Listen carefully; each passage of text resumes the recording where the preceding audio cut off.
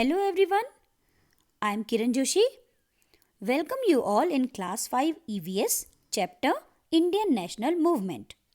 Dear children, you have learnt in the previous lesson that the British rule caused discontent among Indians and in 1857 a massive revolt broke out against the British rule. After the initial success of the revolt, it was suppressed by the British. After the revolt, the rule of the East India Company came to an end and the administration of India was taken over by the British government from the company. The Governor General was henceforth known as the Viceroy as a direct representative of the British Crown.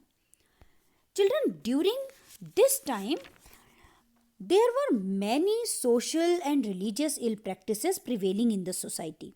For example, one such bad practice was sati, the burning alive of women on the funeral pyre of their husbands. Another ill practice was female infanticide. Children, in many parts of India, the birth of a girl child was considered as a curse, and therefore, often the female infants were deliberately killed. Then there was another ill practice of child marriage. Children, especially the girls, were married off at a very young age when they were neither physically nor emotionally ready for the marriage. Caste system was also a great curse that divided and affected the quality of Indian society. So, children, there were some people who tried very hard to bring awareness amongst the people and thus reform the society. They led many social reform movements for this purpose. They were known as social reformers. Raja Ram Mohan Roy, Dayanand Saraswati, Ishwar Chandra Vidyasagar, Sir Syed Ahmad Khan, they were some very renowned social reformers. You can see the images in front of you.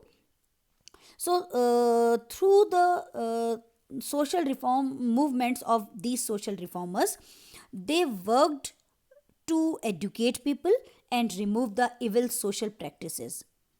These social reformers strongly opposed the practice of sati, child marriage, female infanticide, and caste system. They worked tirelessly to promote education among people and especially among girls. These social reformers also supported the idea of widow remarriage. The efforts of social reformers bore fruit, and slowly but gradually, Indian society started changing. Children, this was also the time when the feeling of nationalism was gradually spreading across the country. On 28th December 1885, Alan Octavian Hume, you can see the image of this person in front of you. So, Octavian Hume, a retired British civil officer, founded the Indian National Congress. The first session of Indian National Congress was conducted in Bombay at the Gokuldas Tejpal Sanskrit Pathshala from 28th December to 31st December 1885. W.C. Banerjee, full name was Vomesh Chandra Banerjee, was the president of this first session of Indian National Congress, in which only 72 delegates participated. In the beginning, the Congress had quite moderate aims. For example, it wanted the British rule to be sensitive towards the problems and difficulties of the Indian people and to listen to the demands of the people of India. The Indian National Congress wished the British rule to involve Indians while taking administrative decisions related to India. The early leaders of the Indian National Congress were called the moderates, who wanted gradual reforms and aimed at better association with the British rule. The prominent moderate leaders were Surendranath Banerjee, Gopal Krishna Gokhale, Firoz Shah Mehta, Badruddin Tayyibji, and Dadabhai Naroji. Children, Dadabhai Naroji is also called the Grand Old Man of India. You know why? Because of his very long association with the Indian freedom struggle. Children, these moderate Congress leaders had full faith that British would understand and remove their complaints, but British ignored their demands and complaints. Then some leaders realized that there was no point of appealing or requesting British government. They had no faith in the British sense of justice and fair play. They believed that their demands could only be heard by adopting forceful, stronger measures. These leaders were known as extremists or radicals. Lala Lajpat Rai in Punjab, Bal Gangadhar Tilak in Maharashtra, Bipin Chandra Pal in Bengal were the prominent extremist leaders. They were called Lal Bal Pal. They demanded for Purna Swaraj or complete independence. Bal Gangadhar Tilak made a forceful claim and gave the famous slogan, "Freedom is my birthright and I shall have it." At that time, Bengal was the biggest state of British rule as well as the area of Congress dominance. So, to weaken the stronghold of Congress and to divide the Hindus and the Muslims, the British decided to divide Bengal.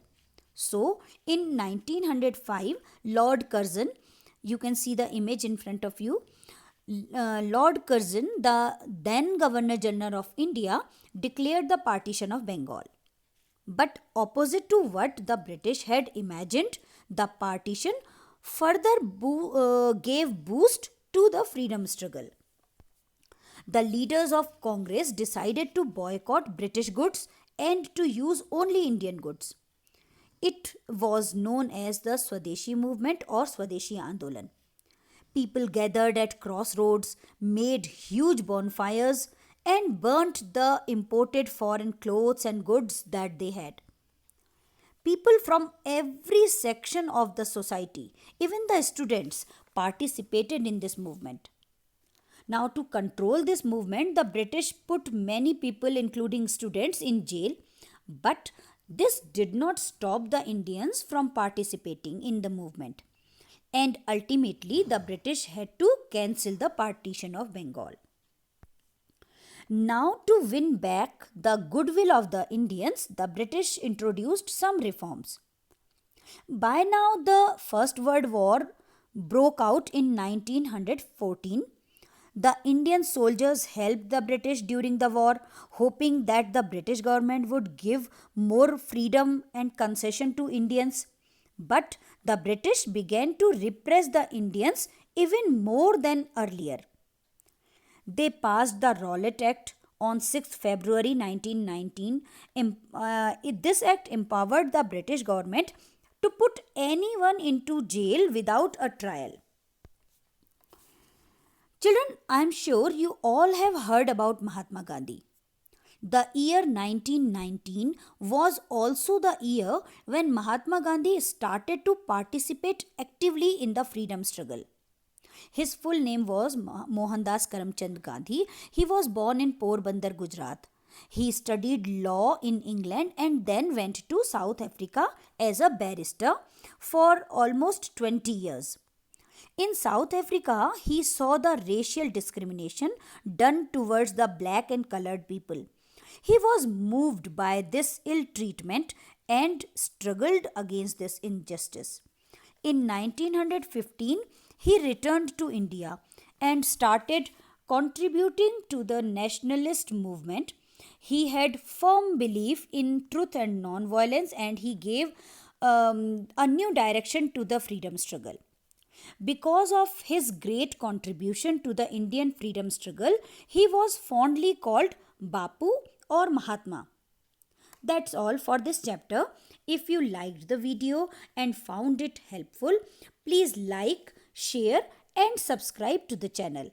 Thank you.